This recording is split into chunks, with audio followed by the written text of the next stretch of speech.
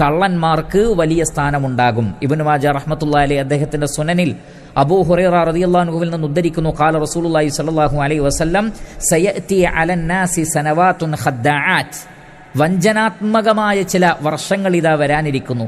യുസദ്ദഖു ഫീഹൽ കാദിബു വയുകദ്ദബു ഫീഹ സാദിഖ്, കള്ളൻ സത്യസന്ധനായും സത്യം പറയുന്ന ആളുകൾ കളവ് പറയുന്നവരായും കരുതപ്പെടും. വയുതമനു ഫീഹൽ ഖായിനു വയുഖവ്വനു ഫീഹൽ അമീനു, വഞ്ചകൻ സത്യസന്ധനായും സത്യസന്ധനായ ആളുകൾ വഞ്ചകന്മാരായും ജനങ്ങൾ കരുതും.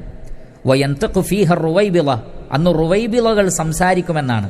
വമർ റുവൈബിള, ആരാണ് റുവൈബിള എന്ന് ചോദിക്കപ്പെട്ടു. അർറജുലു താഫിഹു ഫീ അംരിൽ ആമ്മ, പൊതുകാര്യങ്ങളിൽ യാതൊരു അറിവുമില്ലാതെ സംസാരിക്കുന്ന ആളുകൾ വർദ്ധിക്കുന്നതാണ്.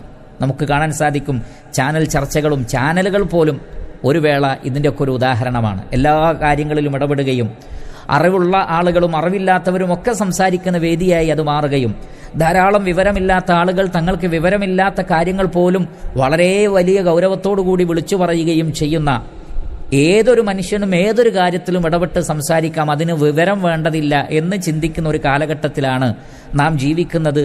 ഇതും അള്ളാഹുവിൻ്റെ റസൂൽ മുന്നറിയിപ്പ് നൽകിയ പ്രത്യക്ഷമായ അടയാളമാണ് എന്ന് നമുക്ക് കാണാൻ സാധിക്കുന്നതാണ്. ഇമാം അഹ്മദ് റഹ്മത്തുള്ളാഹി അലൈഹി അദ്ദേഹത്തിന്റെ മുസ്നദിൽ ഉദ്ധരിക്കുന്നു, നബി സല്ലല്ലാഹു അലൈഹി വസല്ലം പറയുന്നു, ലാ തഖൂമു സ്സാഅ ഹത്താ യകൂന അസ്അദൻ നാസി ബിദ്ദുനിയ ലുകഅ ഇബ്നു ലുകഅ. നബി സല്ലല്ലാഹു അലൈഹി വസല്ലം പറയുകയാണ്, ഏറ്റവും താഴ്ന്ന ആളുകൾ എന്ന് പറഞ്ഞാൽ യാതൊരു നിലക്കും അറിവോ അർഹതയോ പക്വതയോ ഇല്ലാത്ത ആളുകൾ ലോകത്തിൽ ഏറ്റവും വലിയ സൗഭാഗ്യം അനുഭവിക്കുന്നവരായി മാറുന്നതാണ്. എന്ന് പറഞ്ഞാൽ വലിയ രാജ്യത്തിൻ്റെ ഭരണാധികാരികളായി മാറുക. അവരൊക്കെ വളരെ മോശമായ ബാക്ക്ഗ്രൗണ്ട് ഉള്ളവരായിരിക്കും, പക്ഷേ അവരൊക്കെ വലിയ സുഖങ്ങൾ ആസ്വദിക്കുന്ന പ്രമാണിമാരായും രാജാക്കന്മാരായും വരും എന്ന് നബി സല്ലല്ലാഹു അലൈഹി വസല്ലമ അറിയിച്ചത് വളരെ ഗൗരവത്തിൽ നമ്മൾ കാണേണ്ടതാണ്.